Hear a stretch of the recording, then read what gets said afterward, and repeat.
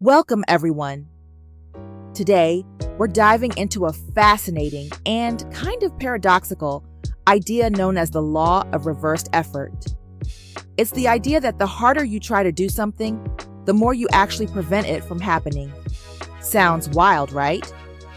But think about it. Have you ever tried to fall asleep? The more you try, the more awake you feel.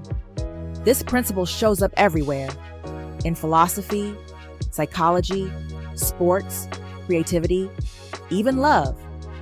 By the end of today's episode, you'll understand what the law of reversed effort is, where it comes from, how it applies to daily life, and maybe how to start letting go a little more often. Let's break it down. The law of reversed effort, also called the backwards law, was popularized by British author Aldous Huxley. In his book, The Perennial Philosophy, Huxley says, "The harder we try with the conscious will to do something, the less we succeed." This law is echoed in Eastern philosophies like Taoism and Zen Buddhism. Taoism has this concept of Wu Wei, which means non-doing or effortless action. It's not laziness, it's alignment. Acting in harmony with the flow of life rather than forcing your way upstream. This idea also shows up in hypnosis and psychotherapy, where trying to relax can ironically make you more tense. Even the psychologist Viktor Frankl said something similar in his concept of paradoxical intention. Let's talk real-world stuff. Think about these examples. Creativity. Writer's block often comes from trying too hard to be original or perfect. When you stop pushing and start playing, ideas flow. Dating and relationships. Desperation pushes people away. Confidence, or not needing something, tends to attract it. Public speaking. The more you stress about being calm, the more nervous you feel. But when you accept the nerves, they settle down. The paradox is that surrender, not control, often leads to better outcomes. So why does this happen? It comes down to how the mind works. When you try to force a mental state, like calmness or confidence, you split yourself. One part is trying, the other is watching and judging. That inner tug of war creates tension. Psychologist Carl Jung put it perfectly. What you resist persists. When we try too hard, we activate fear. Fear of failing, fear of looking bad, fear of being out of control. And that fear hijacks the nervous system. But when we let go of the fight, something powerful happens. We enter a state of allowing. And allowing is not the same as giving up. It's not passive. It's a conscious shift from trying to control every outcome to making space, internally and externally, for things to unfold. In that space, the things we were chasing often begin to move. Now, let's be real. This can feel incredibly hard.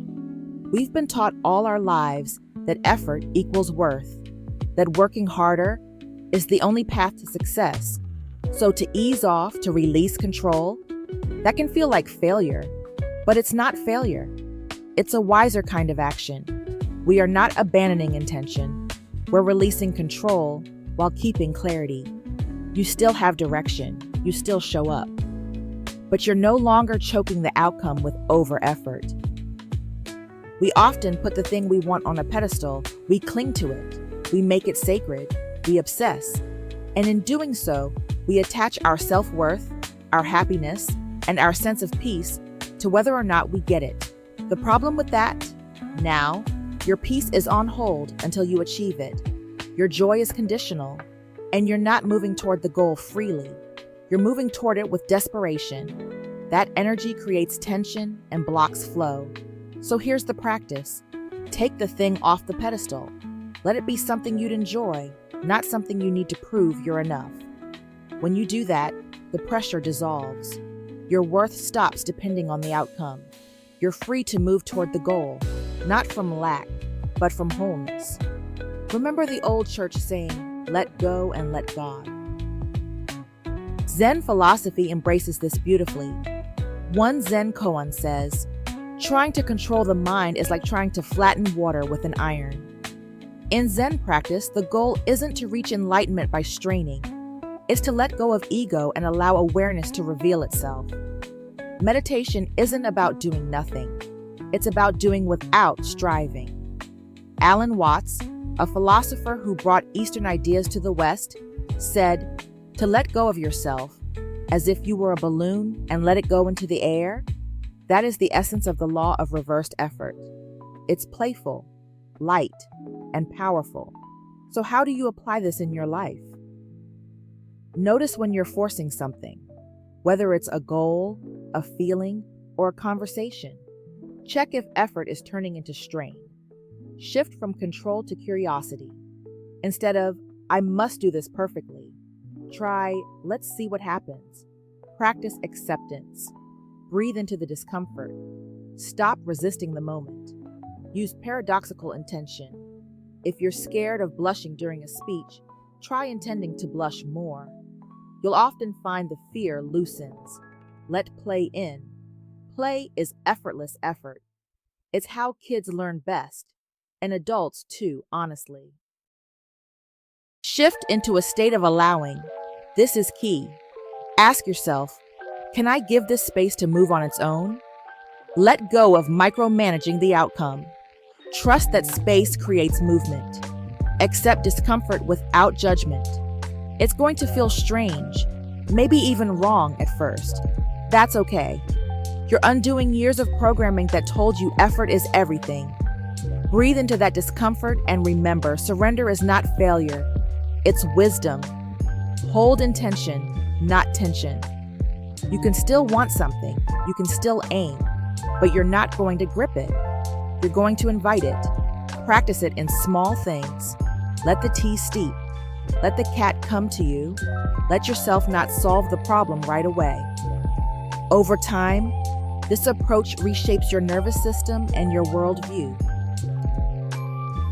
So what happens when we really start to live by the law of reversed effort?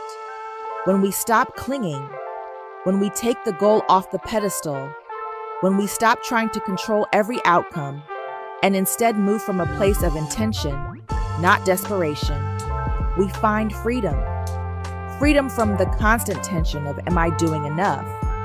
Freedom from the anxiety of, what if I fail? Freedom from the lie that your worth is tied to results.